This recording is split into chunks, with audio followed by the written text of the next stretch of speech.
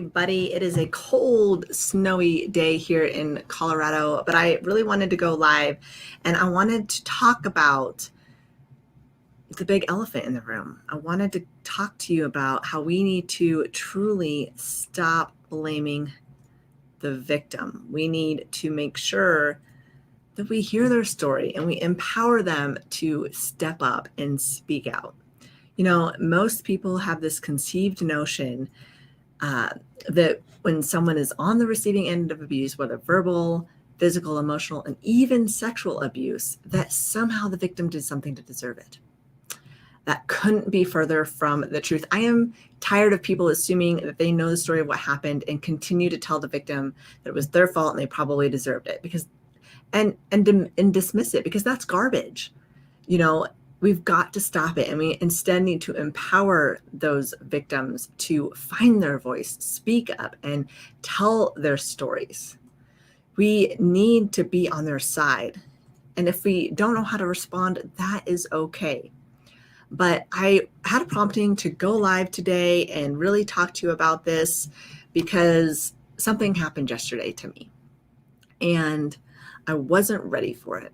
I was having a really good day. I had some great conversations with some wonderful people, coaches, and my alma mater. And then I had a conversation with my dad, and it always goes well. My dad and I are very close, and he told me to text somebody and say, happy birthday. And this someone I haven't talked to in years. We have a very we don't have a relationship. Let's be brutally honest. We do not have a relationship. But I thought, you know what? I'm going to be the bigger person. I'm going to wish this person a happy birthday. And we may never see eye to eye. We may never have a relationship, but I'm going to wish this person a happy birthday. And so I did. And I got a response, and it was a very rude response. It was a very assuming response of what they think I've gone through in my life. And in fact, they're completely wrong. And it really upset me, because all I was trying to do was say, hey, have a birthday, happy birthday, kind of kid it around a little bit, be badass, hope it's badass. And I was told to fuck off. I don't like to cuss that much, but those were the words that were used in the text response. And this person accused me of falsely accusing someone who sexually assaulted me back in 2016. Now, I want to back up a little bit. In 2016, my husband and I had just moved into our house. I decided that I wanted to put a gym in my house. And so I went to Home Depot and I started looking at the paint colors and trying to decide what I wanted to do with the gym that I was putting into the house in the basement. And I was sexually assaulted. And did I say anything? Absolutely. I actually did say something. I was caught off guard when I was assaulted. I looked at the person, the guy, the monster, and I said, excuse me. And he responded with, oh, sorry about that. And as someone who has a history of trauma, as someone who has been assaulted, who's been raped, it's a trigger when something like that happens again, because you just don't understand what goes through the person's mind to think that they have every right to violate you. Whether it be emotional, physical, sexual, verbal, it doesn't matter. They are still violating you as a human being and taking away a little bit of your control when they make that decision. And this person, this man in Home Depot did that when he sexually assaulted me. And I did confront him. I said, excuse me. And he said, oh, sorry about that. Like, no big deal. And in that moment, I froze. Did I chase him down? Did I follow him? No, I literally froze. I gathered the things I needed from, the paint samples, and I left. Should I have followed him? Should I have gone to a manager? Probably yes. I should have done that right away. However, I was triggered. And I went home and I ended up going to the police about it. And we had Home Depot subpoenaed for the video footage, and the case has never been solved. I had to keep following up with them, and I got a lot of slack from the chief commander at the police department. Why is it taking me so long to follow up with this case? When in reality, it was, we put our faith into the hands of law enforcement and those that have authority to do what we think they should be doing. And most of the time, maybe there's not enough evidence, or they're too inundated with other important cases such as, car accidents and, I don't know. But it happens. Cases get pushed aside, things get dismissed, people move departments, and things happen. And I just found out, back in 2019, before COVID hit, that they just finally received the video footage. And it was 4 years later, 3 years later, and then COVID hit. And so everything was shut down. And has the case been solved? No, it hasn't been. Does it bother me? Absolutely. Does that mean that I play the victim card all the time? No. Was it my fault that I was sexually assaulted in the Home Depot? No. And the reason why I bring up this story is because I want to fast forward to yesterday. I wish this person a happy birthday, and they accused me of falsely accusing somebody of sexual assault. Instead of believing me and hearing my story, they automatically accused me and have been accusing me of falsely accusing this person of sexually assaulting me back in 2016. Instead of hearing my story. And this person's a family member. And it breaks my heart because I've only wished the best for this person. I've only cared so much for this person and I've loved them no matter what. And all they've done is attack me and the rest of our family. And so what I really want to get across is that we need to stop blaming the victim for being violated, for, we need to hear them out. We need to hear their story, and we need to be there to hear them. We don't need to be there to criticize them. We don't need to be there to judge them. We don't need to blame them, because in reality, it isn't that. It's not about that. It's about the fact that somebody made the choice to violate somebody else without, to violate, to do anything, to go across their boundaries, without consent. That's what it's about. I stand up for victims every single day. I advocate for victims and survivors every single day. I wrote my story, I tell my story, and I empower others every single day. So yesterday when I received a message that said, fuck off, that bothered me because, one, I care about this person, regardless if they want anything to do with me or not, because they're family. And second, because they never took the time to understand my story. So when somebody is coming to you and they're confiding in you about what happened to them, whether it be abuse, whether it be infertility, bullying, abandonment, whatever life has beaten them down with, if you don't want to hear it, tell them, I don't think I can be there for you, but maybe somebody else can be. Or just shut up and let them talk and let them tell their side of the story. Because maybe that's all they need to do. Maybe they need to know that you support them, that you care about them, and that the most important thing is you believe them. And that you're sorry that happened to you. That you're sorry it happened to them. That's really all it comes down to, is victims don't speak up because they are already embarrassed. They already feel guilty. They feel like they did something wrong, that it is their fault. And then most of all, they feel like you're just going to shame them even more. And you're going to sweep it under the rug and you're not going to care. We really have to stop doing that as a society. We really need to empower everybody to speak up, to share their story, and to empower them that they weren't the ones to blame, that they weren't doing something wrong, that they didn't deserve what happened to them. And it really pisses me off that people continuously point fingers at the victims and the survivors. We have got to change the conversation. And that's why I decided to go live today, because I really wanted you guys to see it from my perspective as a survivor of domestic violence and sexual assault. Every time I go into a Home Depot, I'm in like fight mode, and there's a Home Depot right across from my house, basically across the street. And that's where I go. And that's where it happened. And I'm on edge. It's PTSD, post-traumatic stress disorder. I've dealt with a lot of it in therapy. I've done a lot of work. I've done a lot of personal development, and I have faced my fears. I don't pull the victim card and say, hey, I'm a victim. I say, I'm a survivor. He violated my boundaries. He violated me as a person, as a human being, whether it be a female or male. He violated me regardless. And that was not okay. And the reason why I speak up about it is because victims and survivors need to understand that it's not okay. It wasn't their fault. And they too are not defined by this. So if you have someone that comes to you and says, hey, I really need to talk to you about something that happened, just listen. Don't be prepared to respond. Don't try to think of what you're going to say. Just listen and let them vent. Let them get it off their chest. And then from there, if they ask for your response, then you can respond.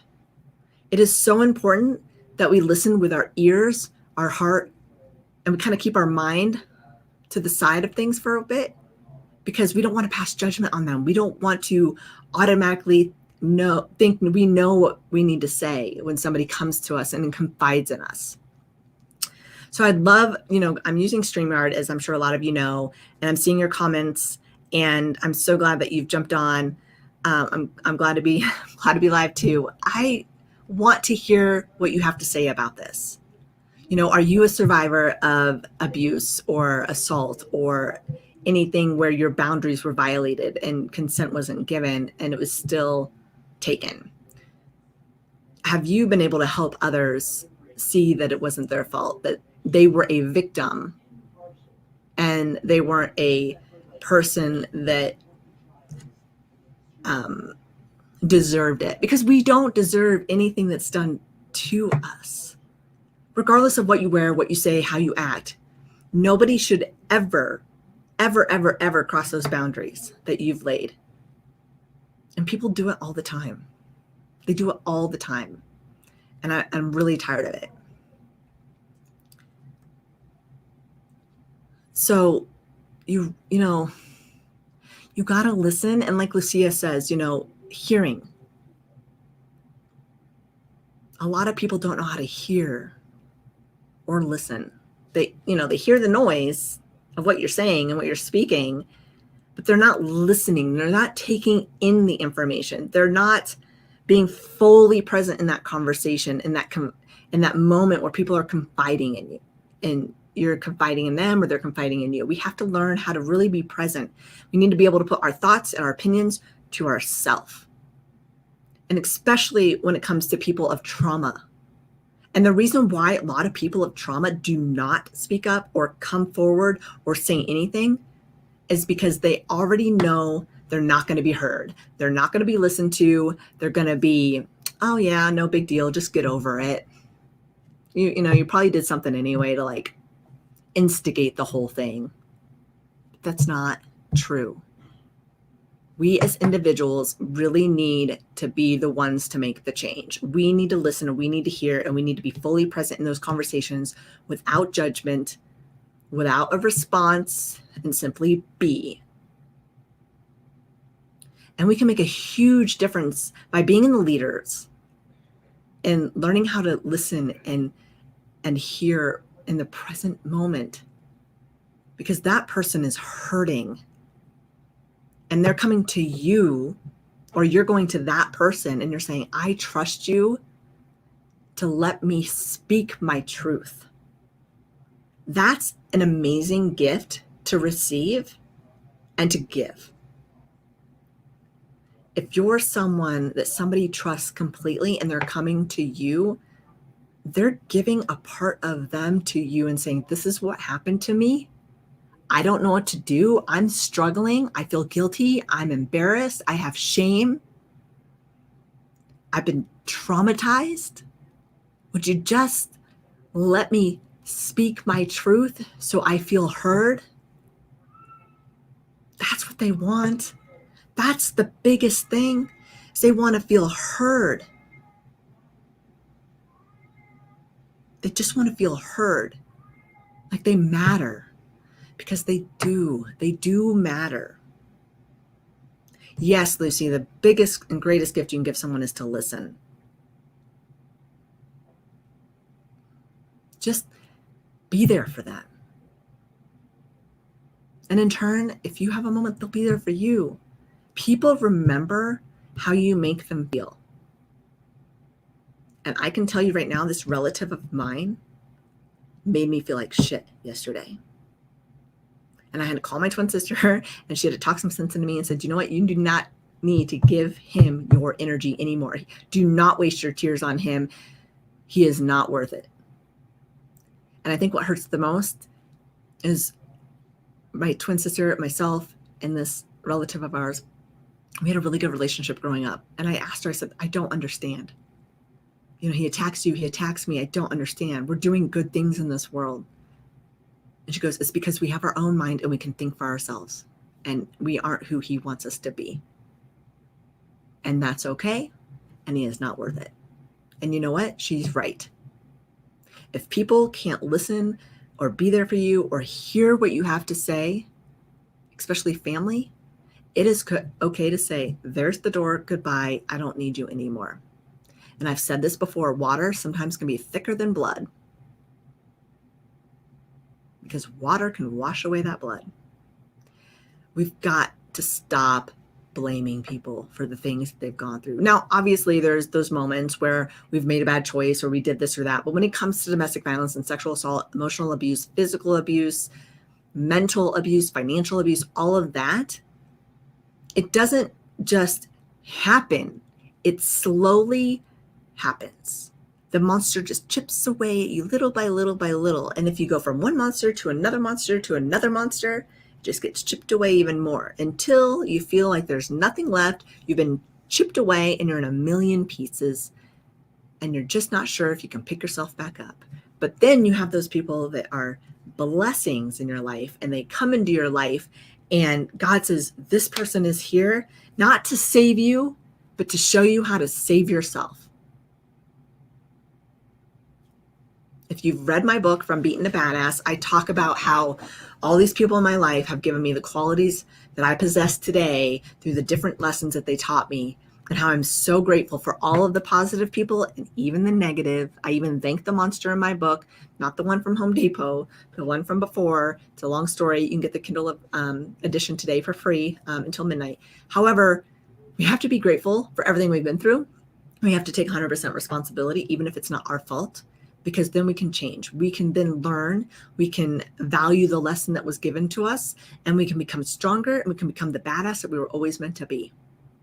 And I just really want to challenge all of you to understand that you're not defined by your circumstances. You are a badass. And if anybody ever says it is your fault, you deserved it, tell them goodbye. You don't even have to give them the satisfaction of saying goodbye. You don't. They don't deserve it. They don't deserve the goodness you have to offer to the world and the people in the world. You really have to advocate for yourself. And if you can't advocate for yourself, find somebody in your circle that can. I'll be that advocate for you. I'll advocate for you. I advocate for hundreds of thousands of people every single day by telling and sharing my story, by getting my book into shelters with the help of all of you wonderful, amazing people that are part of my elephant herd. You support me, you love me, you believe me, and you listen to me. You let me be heard on what I have to say. And that tells me that what I have to say is important and it matters and it's going to help somebody. And it would be selfish of me to keep it to myself. I empower you to find your voice, speak your truth. And if anybody attacks that, they've got something going on. They've got a chip on their shoulder. They're upset with something. You remind them or trigger them on something. And that's, you know what? That's not your fault. That's got something to do with them in their heart. So I challenge you to not let anybody dim your light. Don't let anybody silence you. Don't let an Ursula come and take your voice away. Find your voice, hold your voice, and know that your voice is powerful. And it speaks volumes of who you are. And those that want to listen will come and they will let you be heard. So I'm going to go look and see if we have any questions, comments. I'm not seeing them on the StreamYard. So unfortunately, I've got to look at Facebook. So that's why I'm looking to the side.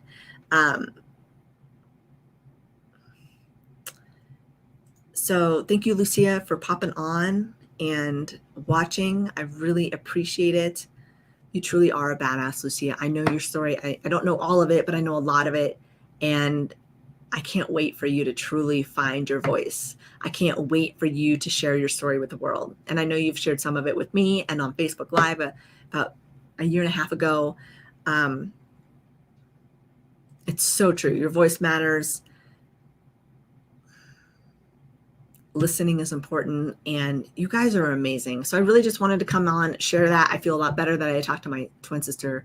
She's amazing. We're a lot closer than we've ever been, and we're really embracing that. And you know what? If you have to say goodbye to people, that means you're taking care of yourself, and you can help so many other people by making sure that you take care of yourself first, because that's important. And knowing that you have a voice and you're important and your story matters is powerful. And people don't like that. People don't like other people to stand in their truth.